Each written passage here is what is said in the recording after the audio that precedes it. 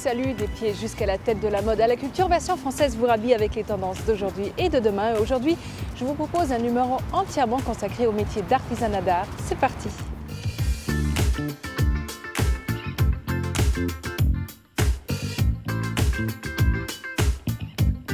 Le papier peint n'a pas dit son dernier mot. La maison Antoinette Poisson dépoussière à sa manière cet ornement mural. Benoît Misselin coiffe toutes les têtes et revisite le couvre-chef. Exit capeline et béret tout simple, bonjour oreilles de lapin et détournement. Paris regorge d'artisans et de passionnés qui font perdurer les savoir-faire français. Crèmeries, ébénisteries ou jardins botaniques sont à découvrir. Quasi holographiques, les créations de Lucie Richard sont nées du procédé magique de la marqueterie de paille. Beau pour les yeux, bon pour la tête, le tout en version 100% française et artisanale, c'est point de vue.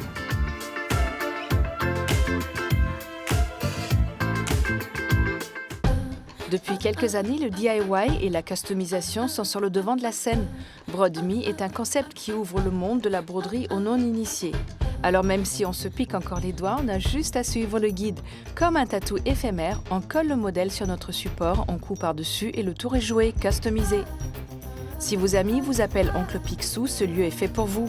La Monnaie de Paris frappe depuis 864 pièces et autres médailles françaises dans ses ateliers de Pessac. À Paris, vous pourrez suivre un parcours initiatique pour découvrir pourquoi et comment sont fabriquées les pièces les plus bling-bling d'une incroyable collection. Annie Pasteur a déniché les inventions les plus loufoques, inutiles ou encore navrantes, photos à l'appui. On y découvre par exemple une cage suspendue dans le vide, permettant aux enfants de prendre l'air au bord de la fenêtre, ou encore un mini parapluie à cigarette pour fumer au sec. Personne ne sait quelle mouche a piqué ces inventeurs fous, mais nous on adore. Un tampon avec la tête de votre boss qui fait un clin d'œil, ou un autre avec inscrit « Je ne peux pas, j'ai poney », pourquoi pas. Avec la tamponneuse, vous pourrez créer vos tampons personnalisés.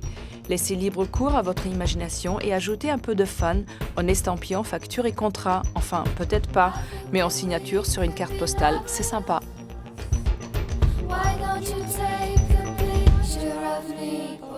Retour en arrière avec l'ancêtre du papier peint. On accroche, on décroche et surtout on réaccroche les papiers de la maison Antoinette Poisson. Amateur de déco 18e, cette découverte est pour vous. Pour un saut dans le temps et une découverte inédite, suivons la trace de 3 jeunes restaurateurs du patrimoine qui s'emparent d'une technique disparue du XVIIIe siècle, celle de la dominoterie. Un papier peint imprimé et peint à la main, apposé au mur, feuille par feuille. Le papier dominoté, c'est l'ancêtre du papier peint. Avant l'invention du rouleau, on imprime à la feuille. C'est imprimé à la feuille et peint à la main au pochoir. Ce sont les imprimeurs d'images pieuses, d'imagerie populaire, qui se sont mis à faire du papier décoratif au XVIIIe. C'est ce qui nous a intéressés en fait pour la décoration aujourd'hui, c'est de proposer un matériau de très très bonne qualité, puisque c'est un papier fait à partir de chiffon, artisanal, et qui, une fois posé au mur, donne vraiment une âme au mur. Et c'est un produit qu'on ne trouve pas dans la décoration aujourd'hui dans le domaine du papier peint. Antoinette Poisson, née en 2012 au cœur du quartier de la Bastille. Ce nom à la consonance doucement surannée est un clin d'œil à la marquise de Pompadour, femme de lettres et de goût, évoquant ainsi le faste du siècle des Lumières. Pour retrouver le charme et l'esthétique pourtant si contemporains de ces papiers dominotés, rien n'est laissé au hasard. Donc on travaille le plus possible dans la tradition en fait, du métier de dominotier. Ce métier est largement illustré dans des planches qui avaient été conçues pour l'encyclopédie de Diderot et d'Alembert. Et ces planches n'ont jamais été publiées dans l'encyclopédie, mais elles décrivent parfaitement les gestes sous forme vraiment illustrée, comme une bande dessinée, ce qui nous a permis de retrouver exactement les gestes que pouvaient avoir les dominotiers, les outils qu'ils utilisaient, et jusqu'aux matériaux, donc le papier, les encres. La tradition des papiers dominotés est directement associée à celle de la fabrication du papier. Faisant de la tradition une obsession, Julie, Vincent et Jean-Baptiste font fabriquer leur papier dans le tout dernier moulin à papier de France. Donc on s'est associé avec Jacques Bréjoux, un fabricant de papier qui travaille près d'Angoulême et qui reprend les techniques des papetiers du XVIIe siècle, XVIIIe siècle. Il a tout un stock de chiffons anciens qu'il garde précieusement et qu'il utilise au fur et à mesure de sa production. Les motifs Antoinette Poisson sont dessinés à la main par nos artisans éditeurs de papier. Et oui, formes géométriques et univers floraux font à nouveau fureur pour une déco très 21e siècle. Les couleurs de nos papiers sont inspirées de couleurs historiques. On a décliné une palette où toutes les couleurs s'harmonisent les unes avec les autres. Et c'est cette palette que l'on propose à nos clients en leur garantissant que finalement ces couleurs sont 18e. Et la magie opère. L'univers de nos maîtres dominotiers modernes a séduit plus d'un décorateur et nombreuses sont les marques qui les ont approchés pour s'offrir la collaboration de ces créateurs atypiques. C'est notamment le cas de Diptyque, pour l'édition très limitée de ses bougies parfumées à la rose pour la Saint-Valentin. Dans l'atelier d'Antoinette Poisson, on comprend l'engouement autour de ces papiers dominotés. Les gestes de ces artisans atypiques amènent à une forme de zénitude inattendue. On le voit sur les documents anciens, c'est des gestes qui étaient faits rapidement. L'exécution est assez rapide pour pouvoir produire beaucoup de feuilles pour créer des décors. Donc on reste dans ces gestes, en fait. On voit les traits de pinceau, il y a parfois des débordements de couleurs. Des petites irrégularités qui apparaissent. Et du coup, ce qu'on aime, nous, dans ce travail de fabrication de papier dominoté, c'est qu'une fois au mur, rien ne se répète totalement. On a toujours des irrégularités d'une feuille à l'autre qui font qu'il y a une vraie vibration au mur qui se crée une fois le papier appliqué. Chaque feuille créée chez Antoinette Poisson raconte une histoire, celle d'un morceau de lin vieux de 2 siècles qui a connu une seconde vie, celle d'un motif sorti des musées, celle d'un geste ancestral, rapide, irrégulier et léger. Et le papier peint dominoté renaît au XXIe siècle, mixant à merveille nostalgie et modernité.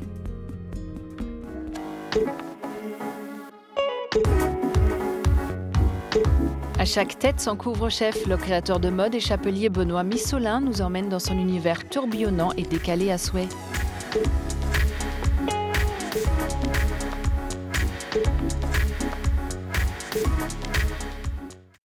Benoît Missolin est un homme de tête. Voilà plus de 10 ans qu'il s'est spécialisé dans les chapeaux et autres accessoires, même si c'est avant tout un grand passionné de mode. La mode, en fait, c'est vraiment une passion depuis que j'ai l'âge de 10-11 ans. C'est là où j'ai commencé à dessiner, à faire des croquis sur mes cahiers à l'école. Justement, à l'adolescence, il se décide à envoyer ses dessins à des grands créateurs de mode et parmi les réponses, celle de Christian Lacroix sort du lot. Il entame alors une vraie correspondance avec celui qui sera en quelque sorte son mentor. Benoît monte à Paris, se forme au studio Berceau, puis travaille un temps pour d'autres maisons comme Givenchy, avant de se rendre compte qu'il veut faire ses propres créations. Un jour, un déclic se produit et le chapeau devient une évidence. Ma dernière collection était sur le thème des gitans. Pour cette collection, je l'ai accessoirisé en fait de chapeaux que j'ai chinés. J'ai fait des patchworks sur ces chapeaux. Et il s'est avéré qu'à ce moment-là, j'ai vendu plus de chapeaux que de vêtements. Et j'ai pris ça comme un signe. Benoît prend alors des cours du soir de modiste, obtient une bourse pour travailler la broderie au Brésil et trouve vite son bonheur en se spécialisant plus largement dans l'accessoire de tête. Retravaillant des classiques aussi variés que la casquette, le béret, le canotier, le bibi ou même le fez marocain, Benoît s'amuse à les détourner pour les faire entrer dans son univers pop et décalé. La casquette de baseball, c'est aussi un élément que j'aime beaucoup détourner. J'ai rajouté un très gros nœud, un petit peu style Disney mini. C'est vraiment un mix entre la couture et le streetwear. Un chapeau, il faut que ça soit quand même, pour moi, assez ludique. J'ai besoin de m'amuser sur ce que je fais, j'ai besoin d'emmener un peu de brillance, un peu de la fantaisie. C'est important, la fantaisie. Aujourd'hui installé à Londres, mais régulièrement de passage à Paris, Benoît puise son inspiration partout et dessine beaucoup. Les oreilles de lapin, en fait, c'est vraiment un modèle que je fais depuis le début, que j'ai commencé à faire des accessoires de tête. C'est un peu comme une signature dans mes collections. Je les travaille toutes les saisons, mais d'une manière différente. Les toutes premières étaient en cuir verni, après elles sont passées dans du tulle à pois. Ça peut passer aussi dans des laines qui sont rebrodées de strass multicolores. Je m'amuse toujours autour de cet accessoire. Ça, c'est encore une fois une inspiration un petit peu glamour. Bon, c'est les années 50, c'est le magazine Playboy. Et j'aime bien, c'est quelque chose que... En même temps, c'est entre l'enfance et l'érotisme. Puis à partir de bases simples, Benoît agrémente ses créations de tout un tas de fantaisies. Je vais choisir quel moule et quelle matière, dans quelle matière je veux réaliser ce moule. Et après, c'est un petit peu comme une page blanche pour moi. Ensuite, je vais rajouter des éléments sur les chapeaux, que ce soit des broderies, que ce soit une voilette, du gros grain, des perles, des strass. Je travaille avec différents artisans français. J'ai des gens qui font des fleurs, des gens qui travaillent la plume. Il y a aussi un carcassier avec qui je travaille, qui lui, si j'ai besoin de structure en métal, va réaliser une structure en métal. Après, tout le travail final, il est réalisé dans mon atelier, c'est-à-dire toutes les poses de gros grains, les broderies, tout ce genre de choses, et aussi tout le travail des serre-têtes est réalisé dans mon atelier. On a la chance d'avoir des artisans en France incroyables, donc il faut vraiment les faire travailler. Et moi aussi, moi j'aime utiliser mes mains, donc du coup, ouais, non, ça c'est quelque chose qui me tient à cœur. Mais s'il a un univers fort, Benoît Missolin aime aussi beaucoup les collaborations et faire concorder son univers à celui des autres. Depuis 2009, il travaille notamment avec Jean-Paul Goude pour Desigual et les Galeries Lafayette, par exemple, sur des créations démesurées et virtuoses. Plus récemment, il s'associe au tissu Olivade pour un clin d'œil à ses origines provençales. Côté image, il travaille depuis des années avec le photographe Vincent Gapaillard pour mettre en scène ses créations. Benoît me montre la collection, on fait le choix ensemble de quelques pièces, et puis de là on brode un concept ensemble, une idée. C'est toujours bien de confronter son image à notre travail, à une autre, de voir aussi comment je suis perçu par un autre artiste. Pour le visuel de sa dernière collection, il s'est associé au monde de Fanny, une muse qu'il a rencontrée sur Instagram. En fait, on s'est connus sur les réseaux sociaux parce qu'on a le même univers, les mêmes inspirations. C'est une féminité qui est très assumée, audacieuse. Ce sont des pièces fortes. Il y a quelque chose d'onirique et d'un peu effronté aussi. Une chose est sûre, avec Benoît Missolin, béret, bandeau et casquette n'ont pas fini de se réinventer.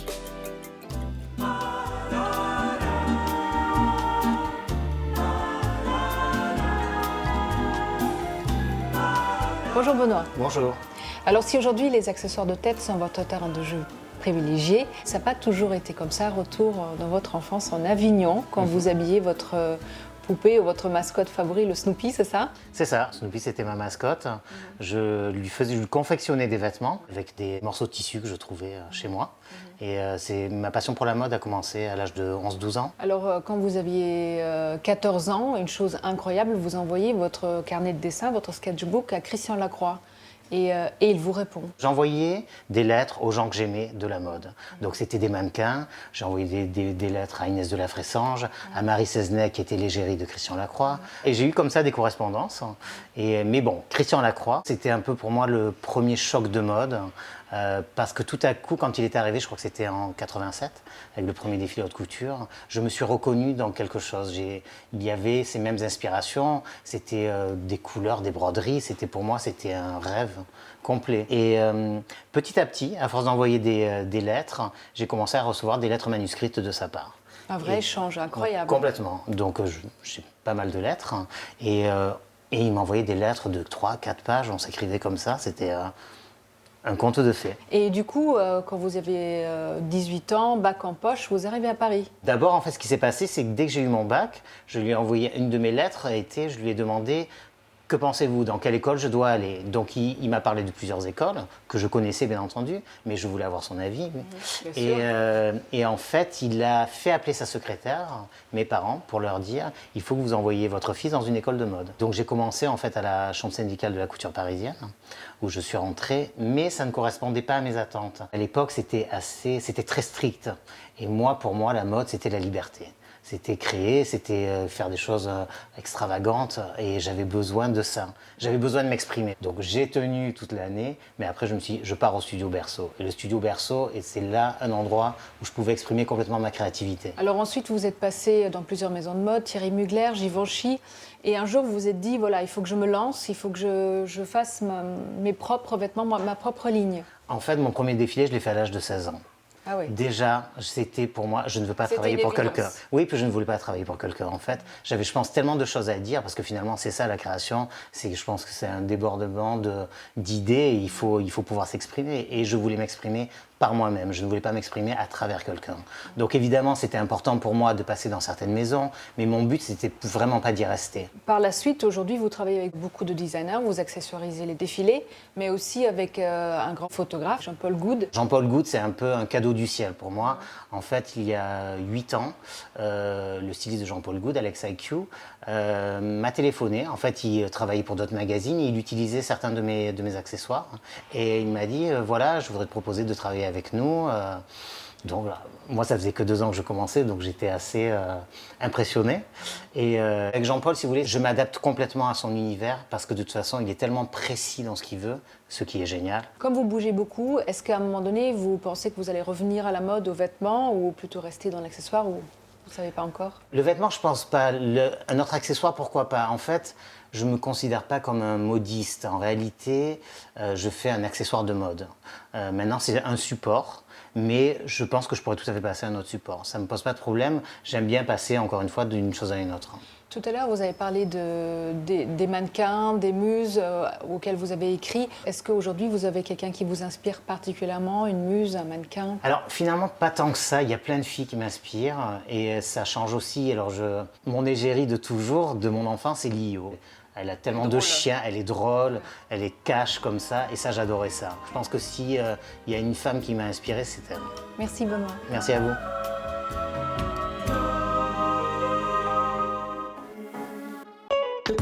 Marchez dans les pas d'un Parisien d'un autre âge en découvrant ou redécouvrant les métiers de ceux qui n'ont pas perdu leur tour de main. Véritables acteurs du patrimoine français, c'est Paris artisanal.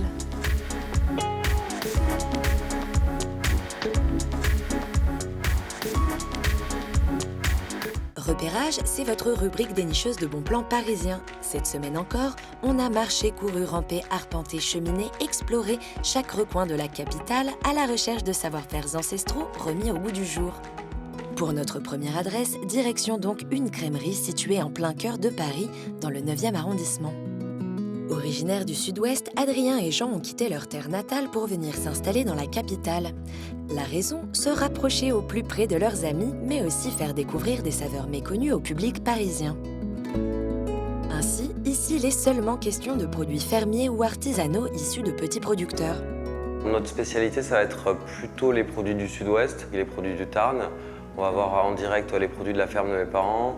Ensuite, on va travailler avec beaucoup de petits agriculteurs du Tarn aussi. Donc en brebis principalement. On va avoir une belle gamme de brebis, que ce soit des tomes ou des petits fromages lactiques. C'est des produits qui ne sont pas du tout connus à Paris et qui peuvent intéresser pas mal de monde. On va être aussi spécialisé dans tout ce qui est produits d'Ariège, de Haute-Garonne, donc des Pyrénées, que ce soit sur les fromages ou sur l'épicerie. Notre vin qui vient direct du Minervois, le miel qui vient direct d'Ariège aussi.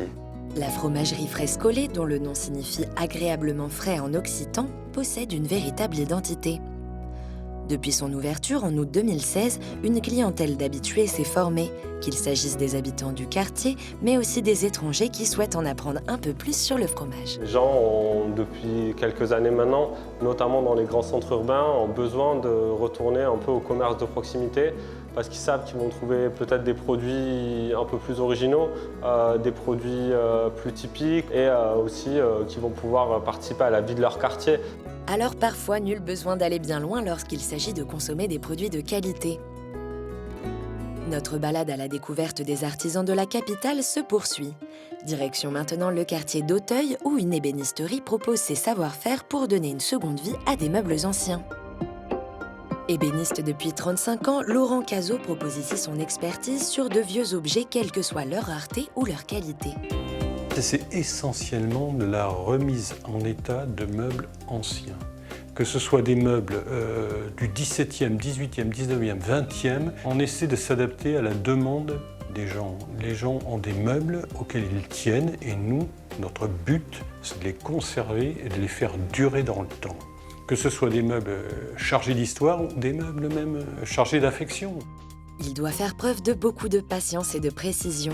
Un métier de passion qui cherche à perpétuer cette tradition de restauration de meubles anciens et de conservation du patrimoine. Il y a des des meubles qui ont été faits dans le passé, qui sont d'une qualité extraordinaire, d'une qualité qu'on ne pourra plus jamais refaire, jamais réaliser, ou alors ce sera un coût absolument extraordinaire. Et c'est vraiment pour moi un crime de ne pas les conserver. L'ébénisterie est un savoir-faire qui perdure au fil des siècles, et cela grâce à sa capacité à s'adapter à son temps. Aujourd'hui, l'ébéniste n'hésite plus à allier techniques traditionnelles et nouveaux outillages. Alors maintenant que l'artisanat n'a plus de secret pour vous, partons découvrir l'art de la botanique. Pour notre troisième adresse, nous vous emmenons à la découverte d'un lieu peu connu de la capitale au sein même de la faculté pharmaceutique et biologique de Paris. Ce jardin a été créé au sein de la faculté en 1884. Sa principale fonctionnalité est d'apprendre aux étudiants les diverses espèces de plantes qui existent, qu'elles soient de nature médicinale, aromatique ou toxique. Ils doivent être, à l'issue de leur cursus, capables de les reconnaître. En tout, 400 espèces sont regroupées dans l'ensemble de ce jardin de 3500 m². Les serres abritent entre autres un ensemble de plantes tropicales et de collections, à l'image de l'hibiscus, du bonsaï ou des épines du Christ. Une faune aquatique ainsi qu'un toit végétalisé sont également à découvrir au détour des allées. Ce havre de paix n'est pas seulement un lieu d'études réservé aux étudiants et aux chercheurs de la faculté, il est également ouvert au public dans le cadre de visites guidées. Alors, prêt pour une plongée dans la médecine d'antan ?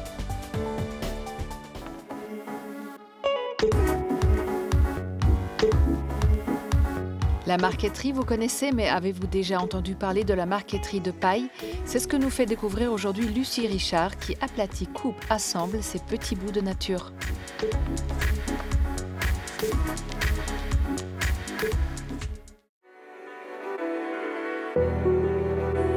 Des bijoux contemporains, colorés, faits main et lumineux, voilà le concept novateur de Lucie Richard.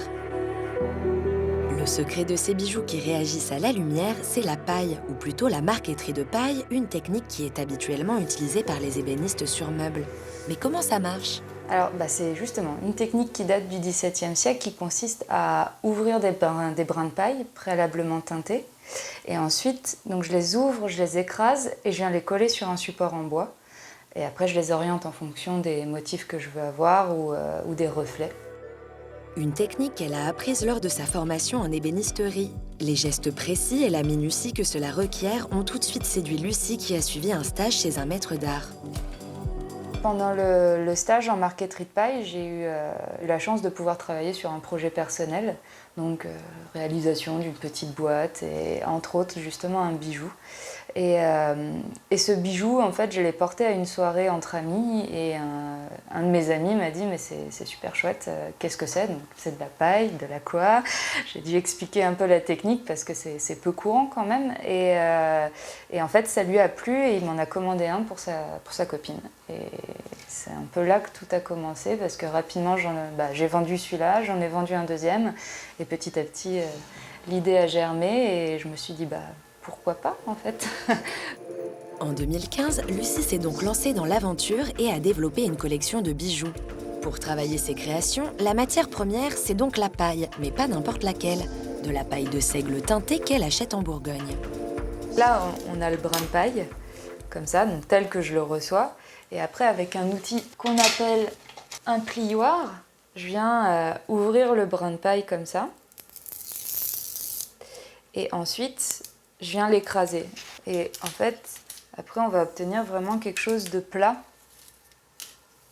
et brillant. Et après, moi, je viens avec mon cutter et mes ciseaux, et surtout mon pot de colle, je viens découper des brins de paille et que je viens coller sur mon support en bois en fonction des motifs que je veux obtenir et des reflets surtout que je veux obtenir.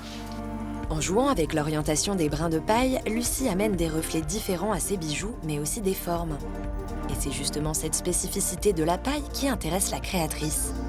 Ça apporte quelque chose d'assez dingue dans le sens où jamais on pourrait imaginer à moins de connaître, d'imaginer que cette lumière puisse venir d'un matériau végétal qui n'a pas de vernis dessus et qui est naturellement brillant. Ces bijoux, elle les monte sur du plaqué or ou de l'argent. Boucles d'oreilles, colliers, bracelets, la jeune femme ne manque pas de sources d'inspiration. La paille se prête beaucoup aux motifs géométriques. Donc du coup, je vais être assez inspirée par tout ce qui est architecture, mobilier, tout ça. Puis toutes les formes géométriques qui sont assez à la mode en ce moment, très graphiques. Donc je vais m'inspirer effectivement de la mode d'aujourd'hui, étant donné que je travaille sur des bijoux, il faut que je fasse... je fais en fonction aussi pour choisir mes couleurs, mes formes de la mode actuelle. Et sinon, après, c'est un peu tout ce qui m'entoure. Je vais pas me fixer de règles vraiment pour mes inspirations. Ça va venir comme ça et il va vraiment falloir que ça mûrisse dans ma tête avant que je le pose sur un papier parce que j'aime pas du tout mes croquis. Donc du coup, j'aime bien que les choses soient claires dans ma tête. Après, je les pose sur papier et ensuite j'essaye d'y arriver du premier coup. Aujourd'hui, Lucie est seule dans l'atelier et produit des modèles en petite série pour ses collections ainsi que du sur-mesure.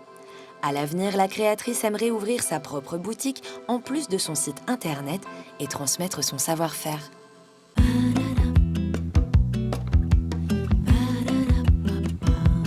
Version française est déjà terminée. J'espère que ce numéro spécial Artisanat d'art vous a plu. On se retrouve très vite.